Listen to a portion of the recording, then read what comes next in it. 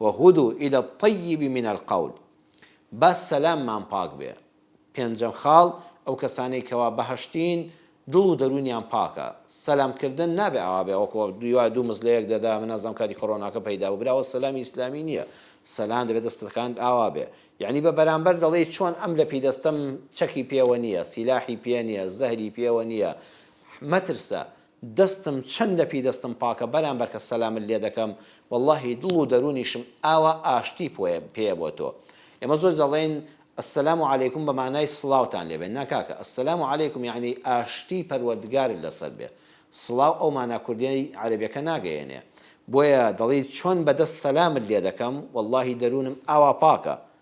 فإذا دخلتم بيوتا فسلموا على أنفسكم تحية من عند الله مباركة طيبة. کاتێکەوە چوونە ماڵێکەوە فسلموا على أنفسكم سڵاو لە خۆتان بکەن. سڵاو لە خۆتان بکەن یعنی چی؟ یعنی کەسی بەرامبەر ئەوە وەکو خۆت وایە. چۆن حەز دەکەی کەسێ سڵاوت لێ دەکا دەستی چەند خاوێن و پاکە لە پێی دەستی ساف و بێگەردە حەز دەکەی دڵیشی ئاوا بێ. دە تۆش لەگەڵ خەڵک ئاوا بە. چۆن حەز دەکەی خەڵک بە حورمەتەوە بە زمانی شیرینەوە نەک لە ژێر لێوە و بە نێوچاوانی گرژەوە و بە مۆڕەوە سەلامت لێ بکە تۆش ئاوا بەڕووی خۆشەوە بە زەردەخەنەوە بە قەدر و حورمەتەوە سەلام لە خەڵک بکە. ئەو خەڵکە تۆی ئەوە تۆی چی بکەی بەرامبەر بە خەڵکیش ئەوە دەکاتەوە بەرامبەرت. وەمەزانە تۆ فیلی و خەڵک مێرولەیە وەمەزانە تۆ لە ئاسمانی و خەڵک لە ژێر زەویدایە. نەخێر تۆش مرۆڤی تۆش وەکو کەسێکی سەر زەوی دەژی خۆت لە خەڵک بە گەورەتر مەزانت چیت بۆ خۆت پێخۆشە ئاوا ڕەفتار بکە. جا لە سەلامکردنەوە بۆ خەڵەکانی تر تحية من عند الله مباركة طيبة. ئەبێ ئەوە مبارەک بێ ببێتە مای خۆشی ببێتە مای ئاشتەوایی ببێتە مای لە بردننی ڕق و قینێک بەو سەلامەکە لە ڕابردوودا هەبووە. طیبەتەن لە دڵێکی پاکەوە هاتبێت. چۆن لەپی دەستت خاوێنە ئەبێت سەلامەکەشت ئاوا خاوێن بێ. نەک لە دڵەوە نەفرەت لە کابرا دەکەی اینجا دەستی لە کوشتی قوربان لە خزمەتتام و وەڵڵا زۆر خۆشحاڵم لە دڵەوە دڵی بریانم بینیایە بە زمانی دڵی بەخوا خۆشحاڵم ببینینت. ئیسلامی ئێمە ئەوانە ڕەت دەکاتەوە. ئەگەر دەتەوێت بەهەشتیبی بەس سەلامەکەشت پاک و خاوێن بێ کە ڕۆژانە سڵاو لە خەڵک دەکەی ئاشتی بەسەر خەڵکە بە زمان دەبارێنی دەبا بەکردەوەش ئاشتیت بۆ خەڵک پێ بێ. لە کۆتایی ئەم ئەڵلقەیەشدا پەخشانە شعرێکی مامۆستا مەلاغەریبی پێنجوێنی دەخوێنینەوە.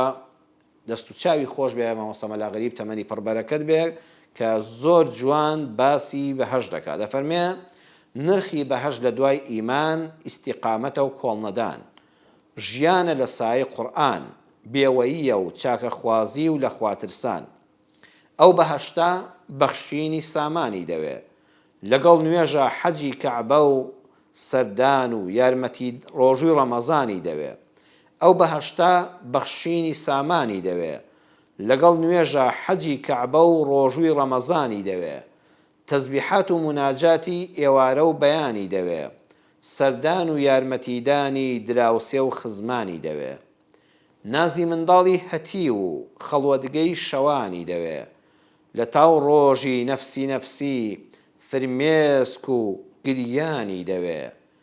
کە دەم لیک دەکا بۆ حەرام خۆگرتن و کسپە و هەڵقرچانی دەوێ. بەڵام ئەوەی کە ئالوودەی شەڕە زمان پیس و هەڵەوەڕە ڕیاکارە و دەمی تەڕە لە ڕووی زاڵم زمانی لاڵە و بۆ لێ قەوما و گوێچکەی کەڕە بەهەشت نابینێ بە چاوی هەنگاوی ناخاتە ناوی. یا ڕەبی خوا جێگامان بەهەشت بێ لە بەهەشت بە دوورمانکەی هیدایەتی هەموو لایەکمان بدەی منیش و بینەرانی بەڕێزی ئەم بەرنامەی کلیلەش یا ڕەبی خوا بەم کردەوە چاکانە کلیلەکەی بەهەشتمان پێ بێ و لە سەرمەرگا لە کاتی بەجێهێشتنی ئەم دنیادا کە هەمومان بەدڵنیاییەوە بەجێ دێڵین فریشتەی گیانکێشان جێگاکەی خۆمان لە بەهەشتانیشان بدا و سڵاومان لێ بکا و ئاشتی پەروەردگارمان بەسەرا بڕێژێ و بڵێ موژدەت لێبێ فڵان کەس دەرچووی لە دنیا شاد بووی بە بەهەشتی نەبراوە. یا ئەڵڵا جێگای هەموو لایەکمان بەهەشت بێ.